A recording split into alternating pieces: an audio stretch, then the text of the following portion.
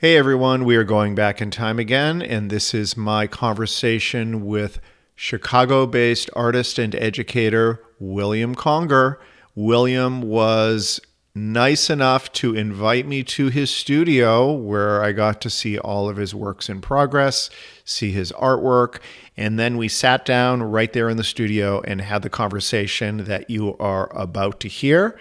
I think this is a great episode. So please enjoy my conversation with Chicago-based artist William Conger. William, thank you very much for taking time to meet with me. We're here in your studio, and the first thing I want to say is your studio is incredible.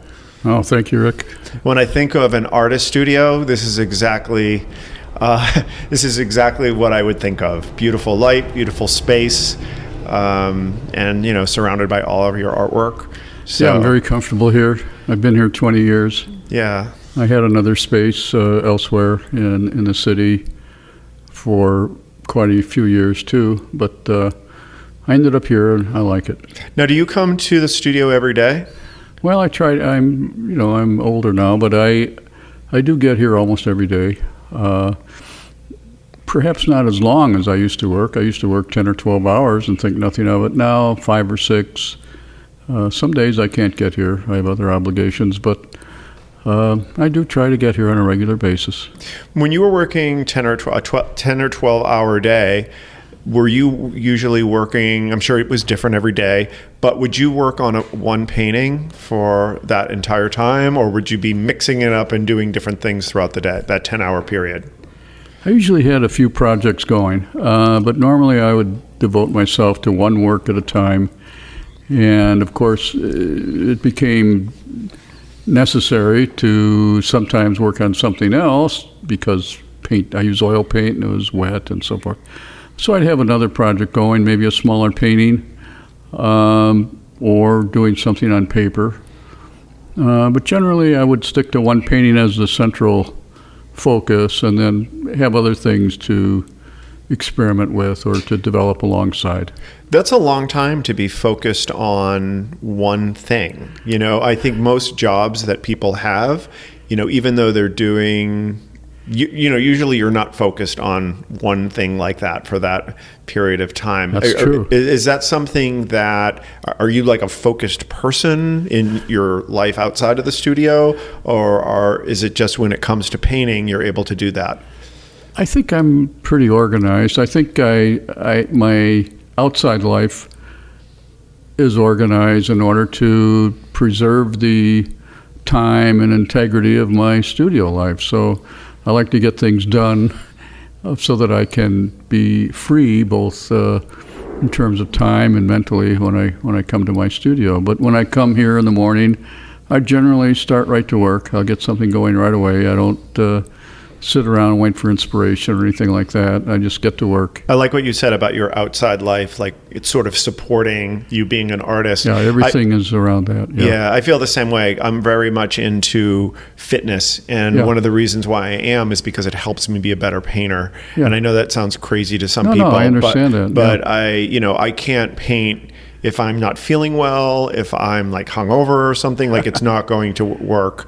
I have to be the more fit I am, and the better I'm eating, sure, and the better my mood is, the better the more effective I'm going to be in the studio. So you grew up in Chicago, and obviously growing up in Chicago and being in Chicago, the lake is a big part of the city, and I did not fully appreciate that. Obviously, I didn't grow up here. I grew up in New England. I didn't realize how big a part of the culture and it's in people's mind all the time. It is. And it affects your artwork ultimately. I recall the tremendous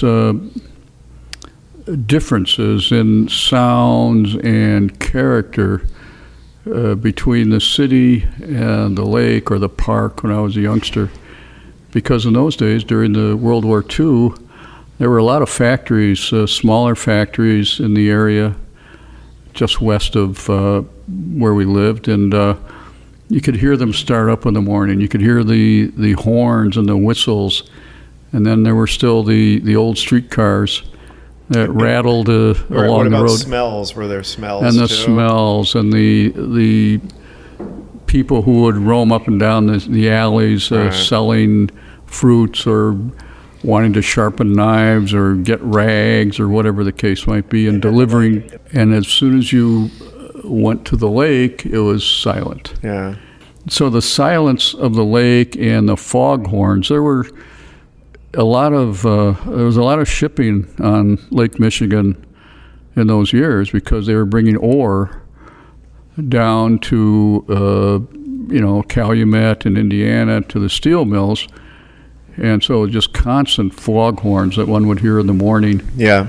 When I'd take the family dog out for a walk, I could one side hear the foghorns, a very mournful kind of sound, and then on the other side the clanking and the whistles and the noise of the city waking up. Yeah, so it's was two worlds that two are worlds, basically and, adjoining. It's a very interesting dynamic. Yeah, in fact, I really kind of put that all together in a painting I did in the early 80s, which I called Broadway. Broadway was the first commercial street west of where I lived as a kid. And that was really the dividing line between the quietness of the more residential area of Lincoln Park and the more urban factory-centered area. And so I did a large painting, which happily was acquired by the Art Institute a little bit later, which I thought kind of symbolized that merging of two worlds, an urban world of energy and action and a more melancholy, if you will, world of the lake. My aesthetic sensibility is shaped by this contrast between energetic, active, maybe even violent, versus a very quiet and reticent, moody kind of space. Cool.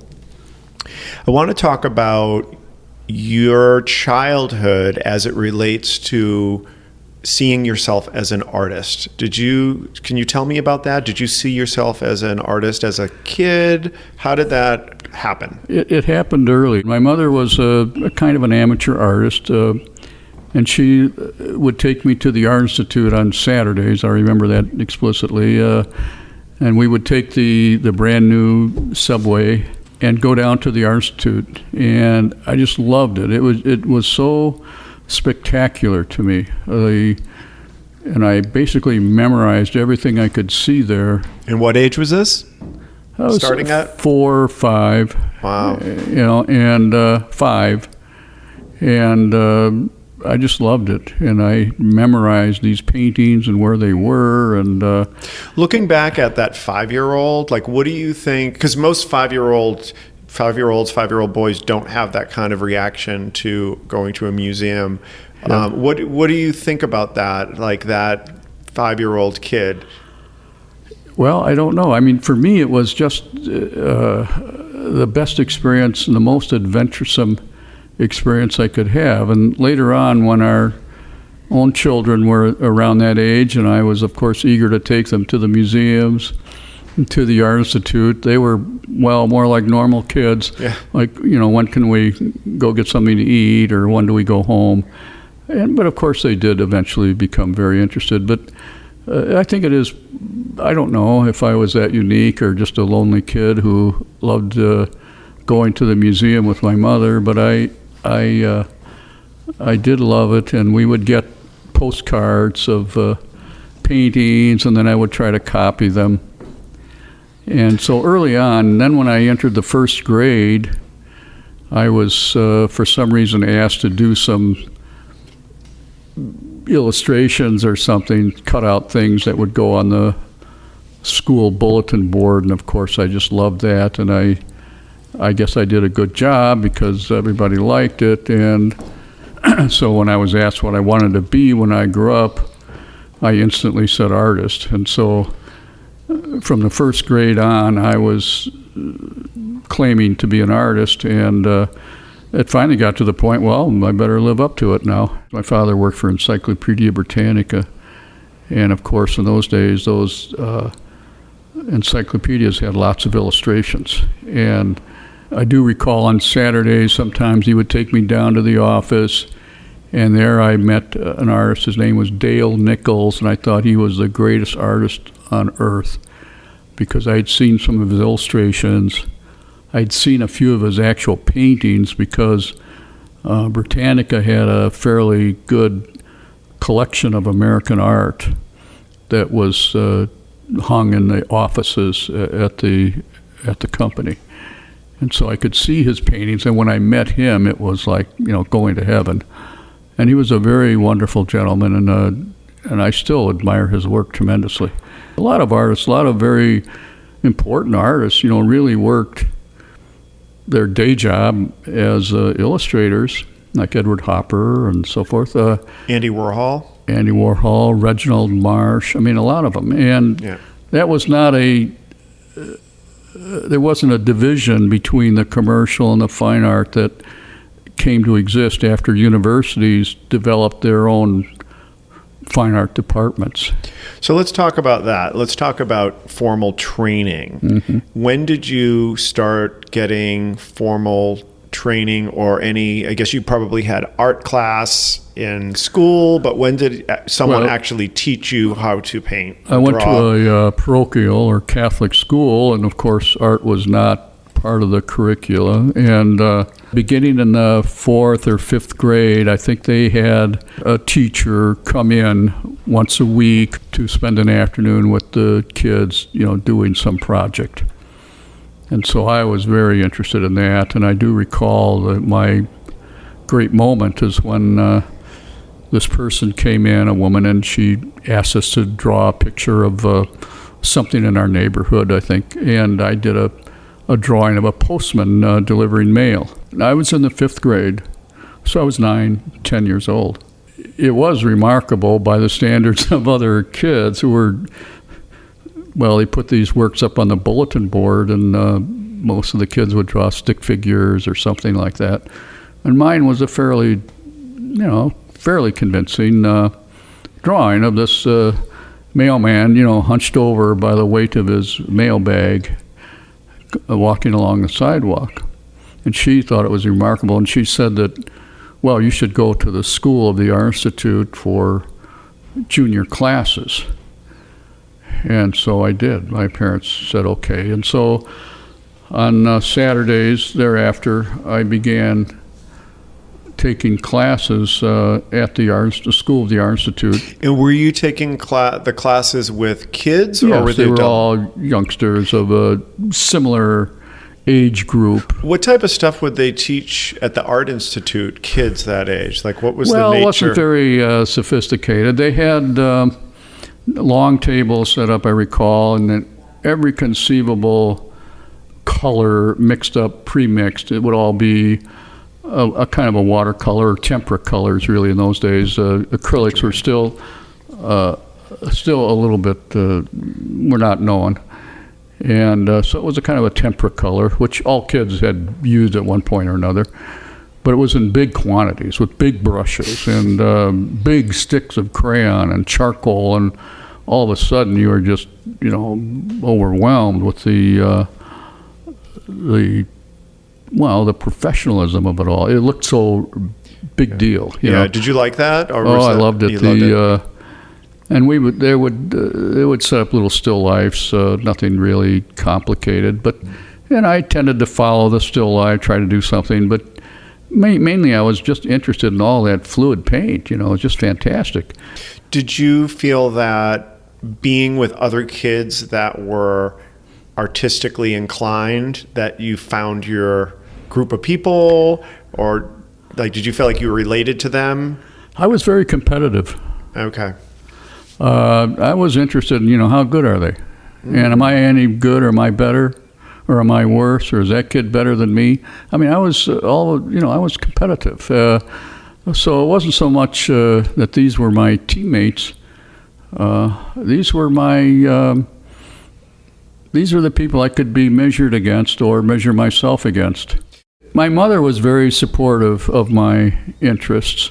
My father was really not. He was a businessman, and he wanted to look forward to seeing his son follow him in his career path, and he looked forward to me being like that. His own father had died when he was very young, and so he essentially grew up having to carve out a place for himself in a very competitive way as a student, as a young person trying to make it in the middle of the Depression.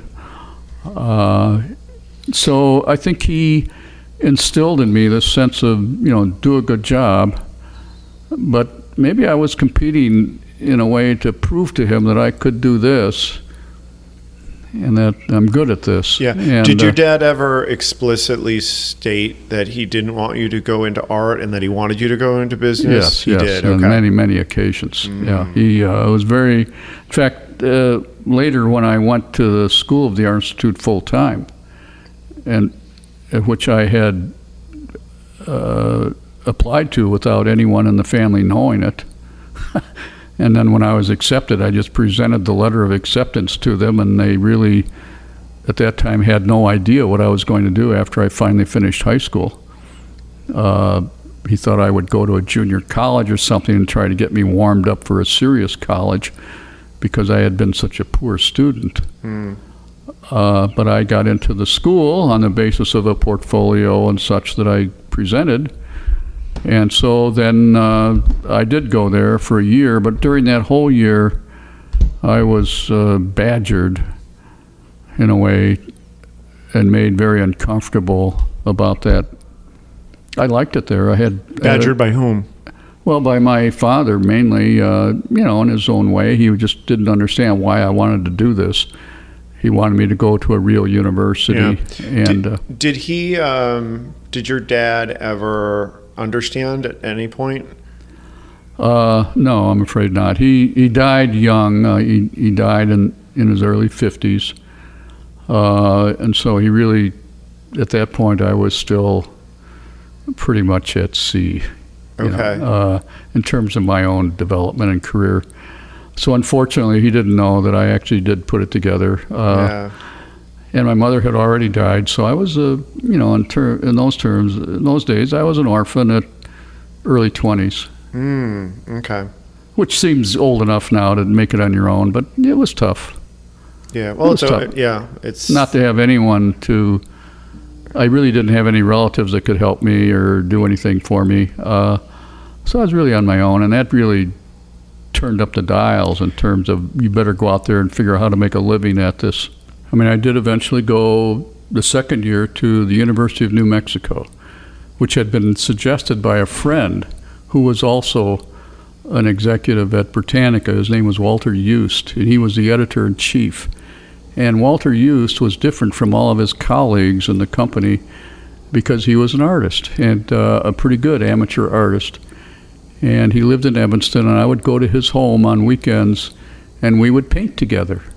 At that time, my father was encouraging my association with Walter Eust because he was a kind of a prominent intellectual, and he thought he could convince me that I could continue my artist interests like Walter Eust did as an accomplished amateur. as a hobby. And then still be successful in business, which he was. And so that was the idea of that. But Walter Eust was such a wonderful man. He really thought I was doing really well, and he encouraged me to go away to school, to get away from home and this pressure, and instead go to a school where he knew somebody that he admired, and that was the University of New Mexico. And what did you study there?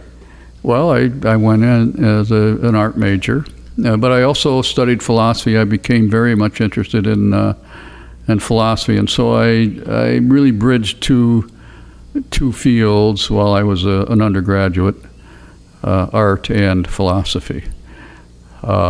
And I did meet and was mentored to some degree by Raymond Johnson, who was the person that Walter Eust had known so well.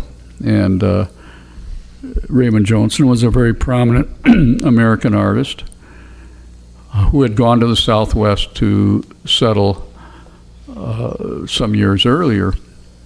So he was very encouraging. So all of a sudden I was surrounded by very encouraging people, both artists and my professors in philosophy. And so suddenly I had, you might say, a kind of surrogate parents who were more interested in what I had to offer instead of what they had to offer.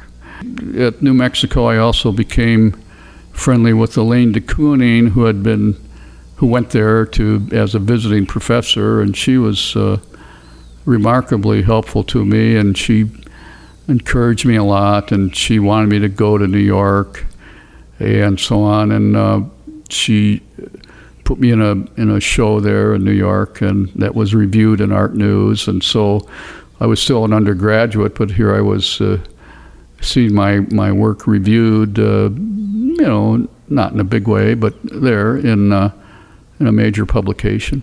So I felt, I can do this.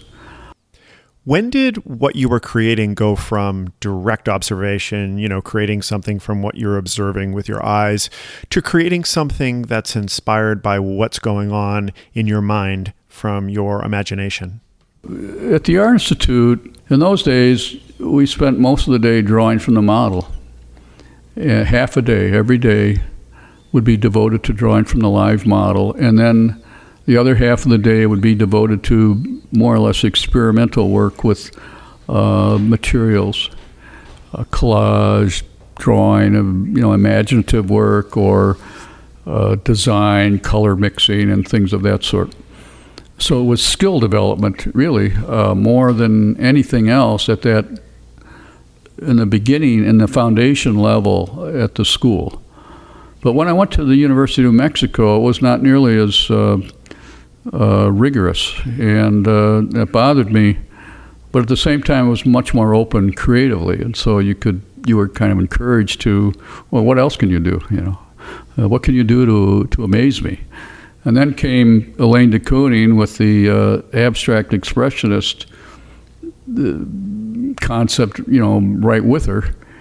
And I immediately fell into that, and I was very much interested in, action painting and abstract expressionist procedures, and that was very strongly encouraged. Was that a surprise to you? Because it sounds like everything you were doing up to this point was about replicating either what you're seeing on another artwork or replicating what is being put in front of you, to now getting into this, abstract area. That almost seems like a different part of you. It was, but when you're young, you're attracted to anything new and exciting, and especially if it's ratified by other people who have become famous in this way and who are very, very smart.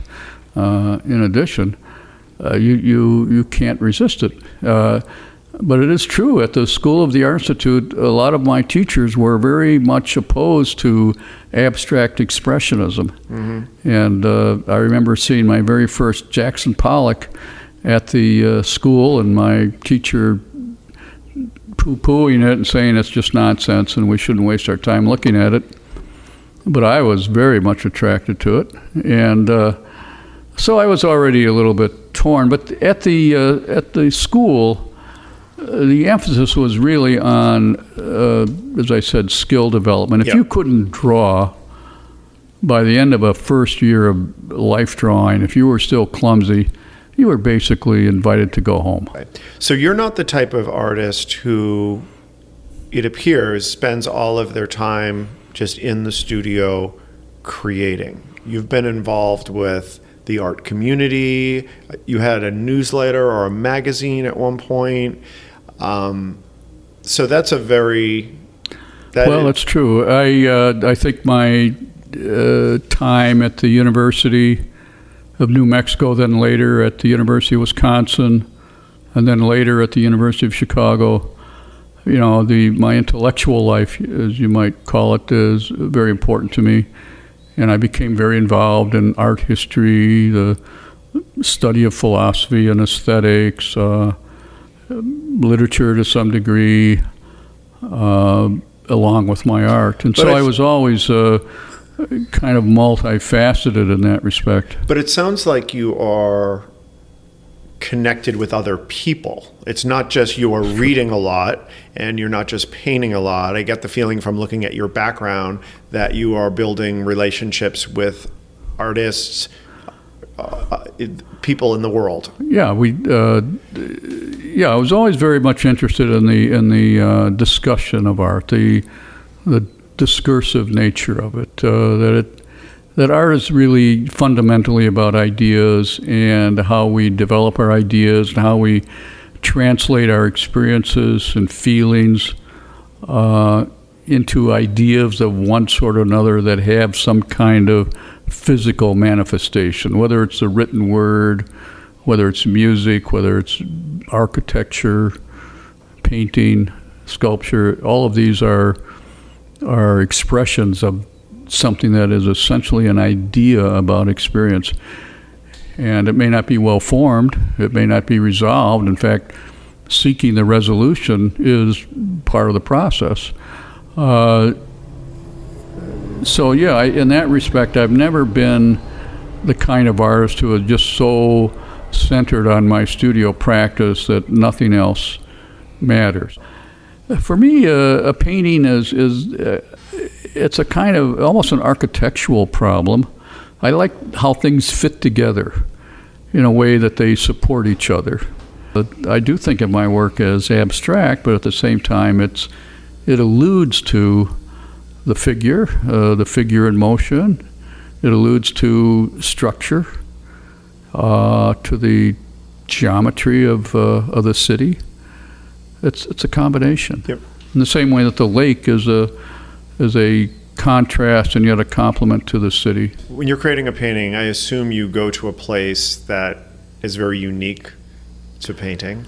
Yeah, it's a whole world of its own. It has its own problems. It's waiting for me every day. I come here and they're all, all these things are saying, well, Bill, what are you going to do today? We're all here and we all have our issues to bring up with you, so to speak. So in a way, I'm still like the manager, right? I come in and I organize and manage and perfect. Yeah. It's funny how I often start a painting in a very loose fashion, just intuitively, as I did when I was practicing abstract expressionism. In a way, the history of one of my paintings is almost a recap of my whole history in development. I start with a very splashy and loose arrangement, and then I gradually bring to it a kind of rationality, you might say, and then still it's intuitive, but one that's informed by how things go together well. I'm still very fascinated by the opportunities that are given to me in each painting. Yeah. And as I get older, well, I'm a little more willing to try things that may or may not work out. Yeah. Like I, for years, have done paintings with very clear edges, even though it's contrasted by a sense of atmosphere and sfumato and the coloring. When you get to the edge, boy, you knew exactly where it was. Yeah. Again, like engineering or chemistry or something. But now I've been doing very blurry edges and fascinated by that kind of thing where the edge can be very blurry but somehow still resolve itself into an integrated unity that is certain. So can we talk about intention Yeah. versus results? Yes, And that's a very wonderful subject. I love that subject. And of course, I've wrestled with it my whole life, and I've always been unconvinced by the fairly simplistic slogans that come out of that. Like there's a whole rage over the past few decades for an artist's statement, as if these are my intentions and this is how I express them and this is how I fulfill them or something. As if I'm packaging something and then putting a a stamp on it and delivering it to a customer. That's not it at all. I think one has to have intentions. That is, you have to have some notion that you're going to do X. Pick up a brush instead of a knife. You're going to use color Z, instead of color A. You're going to make it thick or thin. These are very basic intentions that one acts on.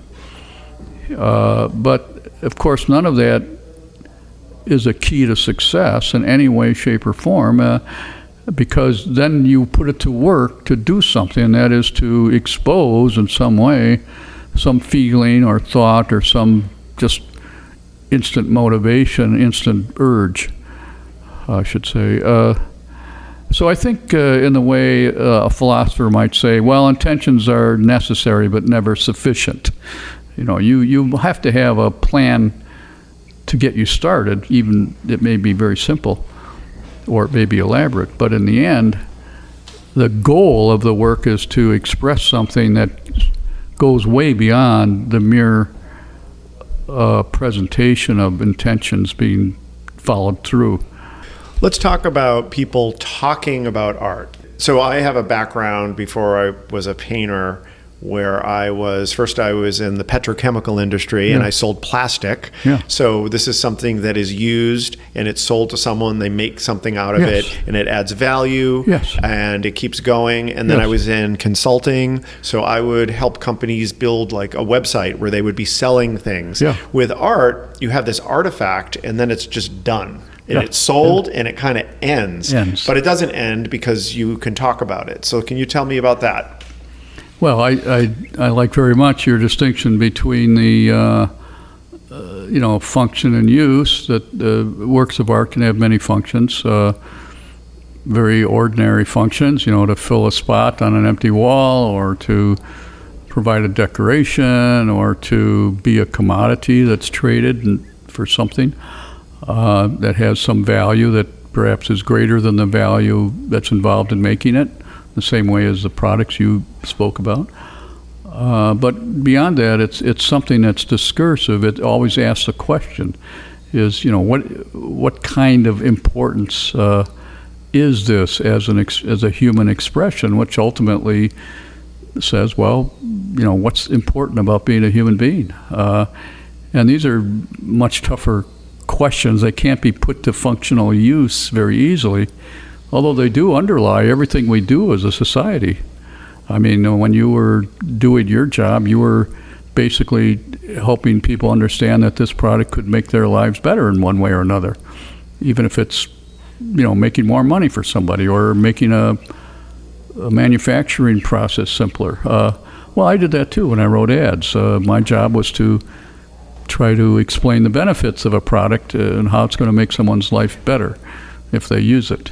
But of course, that's only if we understand that life can be better and that we should be thinking about who we are as people and what we can do and think about. So I think in the end, art always has the question, like, well, what is important about this? And that has to engage a discussion, an examination of some sort that may involve both strict logic, it might be social.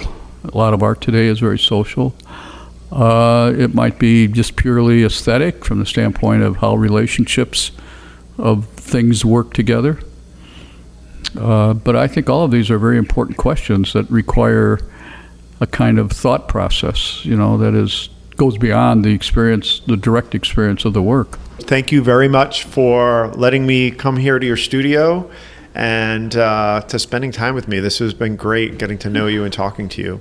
Rick, thank you very much. And it was fascinating. I love your questions. And I think this is exactly the kind of conversation I most enjoy, just sitting down with someone and just, talking about art, talking about the issues we face as artists. And, it's still it's a mystery, why we do it.